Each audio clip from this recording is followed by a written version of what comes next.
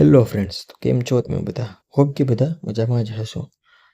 આજના આપણા વિડીયોમાં જોવાના છીએ કે રીનીટ 2026 જે છે એની કાઉન્સેલિંગ પ્રોસેસમાં કયા ડોક્યુમેન્ટની જરૂર પડશે.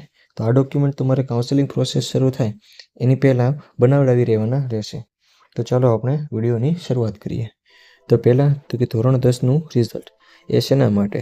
તો કે ડેટ ઓફ બર્થ જાણવા માટે, એટલે કે તમારી જન્મ તારીખ, એટલે કે તમારી એજ કેટલી છે હાલમાં. ત્યારબાદ ધોરણ 12નું રિઝલ્ટ એ શેના માટે? તો કે નીટનો જે ક્રાઇટેરિયા છે 50% હોવા જોઈએ. કયા સબ્જેક્ટમાં? તો કે ફિઝિક્સ, કેમિસ્ટ્રી, બાયોલોજી અને ઇંગ્લિશ, આ ચારેયથી એને તમારે 50% તો બોર્ડમાં હોવા જ જોઈએ. તો જ તમે કોલેજ મેળવવા માટે એલિજિબલ થશો.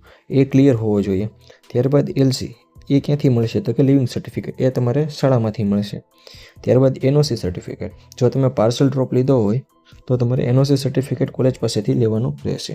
એટલે કે નોન ઓબ્જેક્ટિવ સર્ટિફિકેટ, કે કોલેજને તમારા એડમિશન માટે કોઈ ઓબ્જેક્ટ નથી. ત્યારબાદ ગેપ સર્ટિફિકેટ, એટલે કે તમે નીટ દરમિયાન જો ડ્રોપ લીધો હોય તો તમારે વચ્ચે ગેપ પડ્યો હશે ધોરણ 12 અને કોલેજની વચમાં, તો એ ગેપનું સર્ટિફિકેટ બનાવવાનું રહેશે. એટલે કે જો તમે 1 યરનો ગેપ પડ્યો હોય તો 1 યરનું સર્ટિફિકેટ બનાવવાનું રહેશે. 2 યરનો પડ્યો હોય તો 2 યરનું સર્ટિફિકેટ, અને 3 યરનું પડ્યો હોય તો 3 યરનો ગેપ સર્ટિફિકેટ બનાવવાનું રહેશે. એ ક્યાંથી બનશે? તો કે તમારા ગામની જે કોર્ટ હશે ત્યાં એડવોકેટ 100 રૂપિયાના સ્ટેમ્પ પર બનાવી દેશે. ત્યારબાદ ડોમિસાઇલ સર્ટિફિકેટ, એટલે કે તમે ગુજરાતના જે સ્ટેટ કોટામાં એડમિશન લેવા માંગો છો એના માટેનું સર્ટિફિકેટ છે કે તમે ગુજરાતના જ છો એ દર્શાવતું સર્ટિફિકેટ, જેને ડોમિસાઇલ સર્ટિફિકેટ કહેવામાં આવે છે. ત્યારબાદ કેટેગરી સર્ટિફિકેટ. કેટેગરી સર્ટિફિકેટમાં ઓબીસી, ઈડબ્લ્યુએસ, એસસી અને એસટી આ 4 કેટેગરી છે, જેમાં જો એસસી અને એસટીનું એક પર સર્ટિફિકેટ બની જાય તો લાઈફ ટાઈમ વેલિડ રહે છે. આ બંનેને રિન્યૂ કરવાના રહે છે.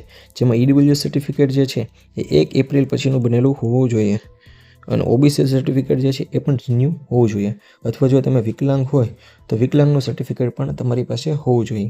ત્યાર પછી નીટનું એપ્લિકેશન ફોર્મ. ત્યારબાદ નીટનું એડમિટ કાર્ડ. એપ્લિકેશન ફોર્મ એટલે કે જે તમે ફર્સ્ટ જેમ જે રજિસ્ટ્રેશન કર્યું હતું એ ફોર્મ. ત્યારબાદ નીટનું એડમિટ કાર્ડ અને નીટનો સ્કોર, એટલે કે નીટનું રિઝલ્ટ, અને 8 પાસપોર્ટ સાઇઝના ફોટા. પછી વેલિડ ફોટો આઈડી પ્રૂફ, જેમાં આધાર કાર્ડ, પેન કાર્ડ અથવા વોટર આઈડી કાર્ડ આ બધા આવી શકે છે, જેમાં તમારો ફોટો હોય છે અને નામ પણ હોય છે, એવું એક વેલિડ ફોટો આઈડી પ્રૂફ. ત્યારબાદ નોન ક્રિમિનલ સર્ટિફિકેટ, એટલે કે જે ઓબીસી કેટેગરી છે એના માટે જ બનાવવાનું રહેશે. ક્યાંથી બનશે? તો કે પોલીસ સ્ટેશનમાંથી, કે તમારા પર કોઈ પણ ક્રિમિનલ કેસ નથી. બસ એટલા જ ડોક્યુમેન્ટ છે આ જે છે તમારે તૈયાર રાખવાના રહેશે, જેથી તમારી એડમિશન પ્રોસેસ ઇઝી રહેશે. હોપ તમને વિડીયો સારો લાગ્યો હશે. આ ઉપરાંત તમારી કાઉન્સેલિંગ પ્રોસેસ દરમિયાન તમને કોઈ પણ ડાઉટ હોય તો આ નંબર પર તમે વોટ્સઅપ કરી શકો છો. જો વિડીયો સારો લાગ્યો હોય તો લાઇક, શેર અને સબસ્ક્રાઈબ કરી દેજો.